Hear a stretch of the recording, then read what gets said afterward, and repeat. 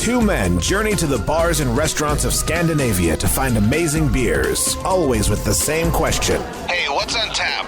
It's time to find out.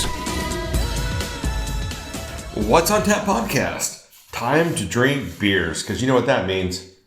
Wait, this is a beer podcast? It is a beer podcast. I want out. I know, it's too late now. You've already committed. Oh, I feel committed. Good. Because we're going to drink some beers. I actually do feel committed to drinking beers with you. It's really nice. It's a good feeling. Is it compulsion, or is it more like a jail sentence? This is a deeper question that can be applied on all your life. Your work, is it voluntary, a compulsion, or are you just forced to do it in order to avoid jail time? I think it's more like forced to do it so I can afford to live. But that's what I mean. The other alternative is to rob a bank. I gotta admit, I've seen some Swedish jails, and They look pretty nice. I'm not so sure that jail time is not a better alternative, actually. I do doubt that we would be able to keep this podcast going if we were in jail. I mean, that would be the downside. I don't think we would be. I mean, it would be mostly like toilet wine. So It would be This Week in Toilet Wine. So it would be a different podcast. But at the same time, Swedish jails look pretty sweet. I mean, they're not like I lived in apartments that looked much worse. Yes. But our listeners need us to continue this podcast. So we are forced to go on with our lives uninterrupted. Those sons of bitches. You have actually brought two Swedish beers from breweries I'm not familiar with. Yeah. So you've managed something unique. Yeah, and I'm sorry, I'm just stalling because I'm trying to figure out where this brewery is. It is Vigrum. Is that a town, a place, a space in Sweden? I'm not familiar with the Vigrum. I've had a number of Vigrum beers, but I just don't remember them. Is this Vigrum Modern Lager? Yes. Yes, Vigrum is from Lidköping in Västra Götalands län. So not Lin. It's Lidköping. There's a Linköping and there's a Lidköping. It's very confusing. Isn't there like a Lödköping? Lödköping is super small outside of Malmö. Right. No one outside of this region would know about Lödköping. I know about Lödköping. Then there's Jönköping. How do we know about Lödköping? Because Matthias' former co-host lives there. Exactly, he lives in Lödköping. But he's dead to us now. He's not dead to us, he just doesn't talk to us anymore.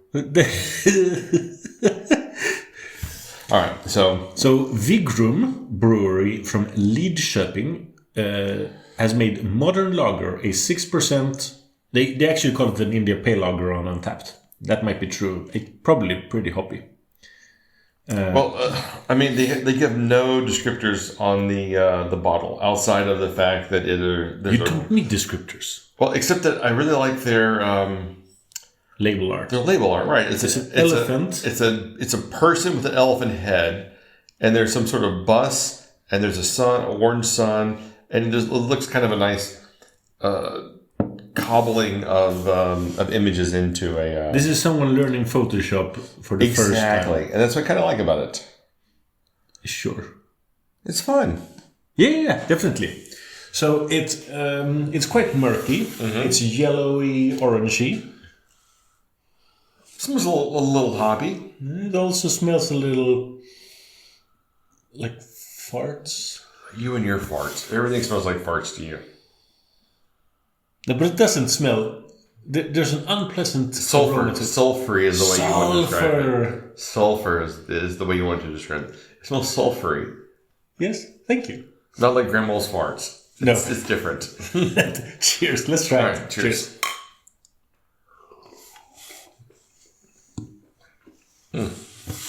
All right, so yeah, typical IPL. It's kind of light. It's got a very bitter backbone because IPLs, when the hops hit it hard, it gets real bitter real fast.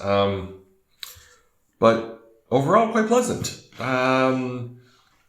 I really like this. I'm actually a little surprised at how well put together this beer is. Yeah, the most recent lagers you and I have had together, I've liked more. Yeah.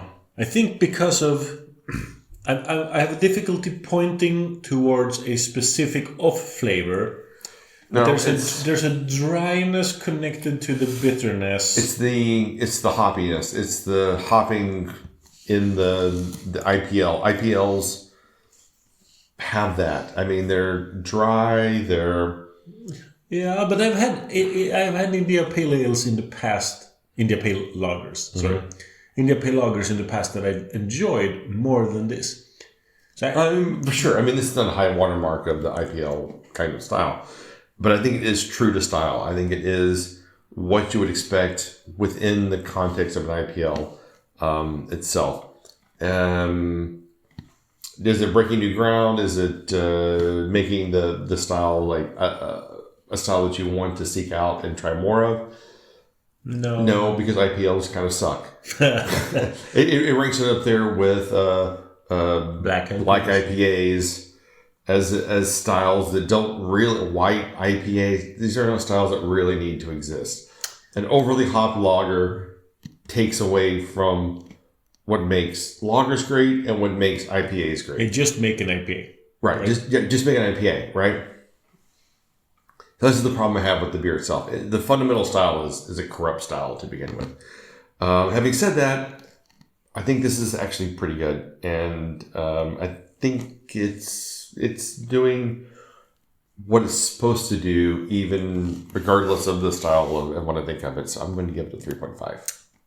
Weak 325. All right. But I'll go for a 325. So we're quite close. Yeah, we're quite close. We're splitting hairs. Yeah. But yeah, I'll have to try more from Vigrum. I think they've done a pretty good beer here, and I would like to see more of what they've done. So have you liked their other beers? Or? I tried their Mosaic IPA and gave it a 375. That's not bad. Yeah.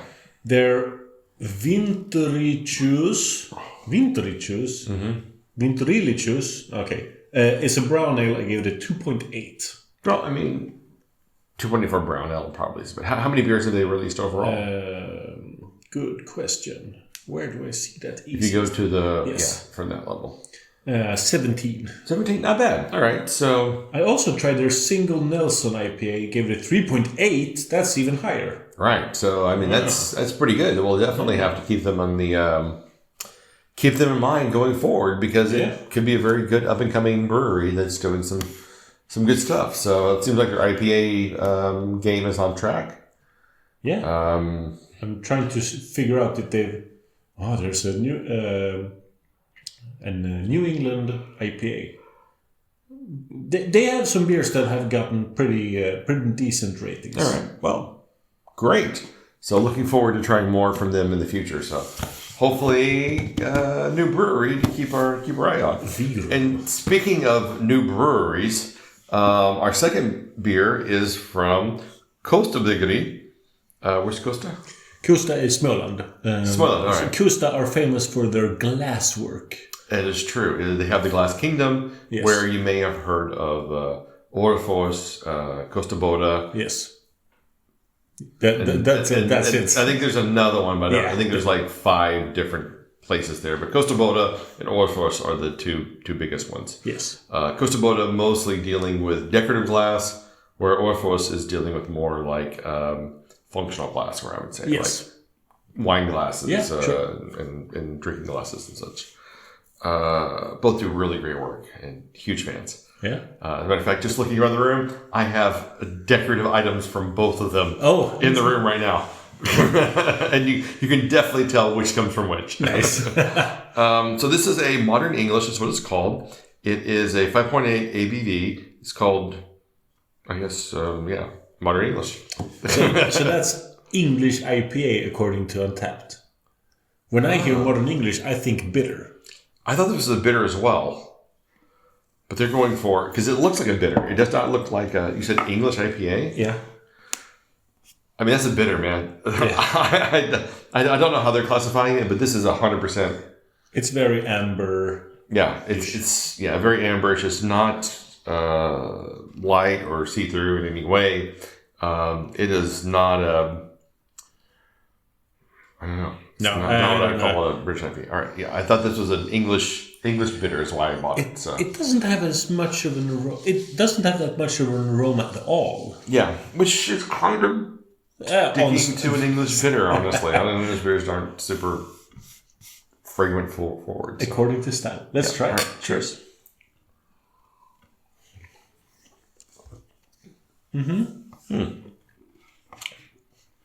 Got some malty, butterscotchy kind of flavors to it. Very malty. The bitterness is very back of the throat kind of bitterness. Not the kind of bitterness that other modern IPAs have. It's it's a bitterness that reminds me of what's the name of the Danes have gammeldansk, but there's a drink that everyone drinks that's like a German Kräuter bitter, Jägermeister. Yes, that's the bitterness I'm looking for. Yeah, I don't go Jägermeister, but I do get an herbal bitter notes to it. I agree with you on that one. What did they qualify again? It was a English IPA. No. Okay, I don't know what that is. Because when I went on Systembolaget, and the reason I bought this, because it was labeled as an English bitter, and I really wanted to try to, because I wanted to have more bitters. And I thought it would be fun to have on the show. And I think it's a pretty good English bitter. Yeah, maybe I just don't like English bitters. Nor should you. I mean, it's not a great style. It's kind of like brown ale. You know, it's like a traditional, unexciting.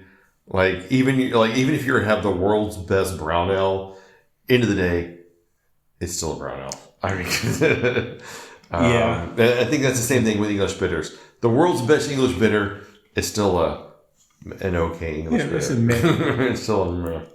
So a little bit behind the curtain, we try to pick beers that we might have something to speak about. Because you actually brought 2 Kosta beers before we started recording this. And we have already, before recording, tried the Kosta Porter. Right. Which was a regular porter. We did the correct thing by not including it because there was nothing to say about it. Solid, no frills. And I gave that a 3.75. Yeah. It was a really well done 2-style porter. Yes. So it was the superior beer between these two. But it would have been a bad addition to the show. Like, this is a porter. Yes, I agree. It is hard to talk about it. But what I'm more interested in now, having tried these 2 beers back to back, is the fact that this is a small brewery in Småland.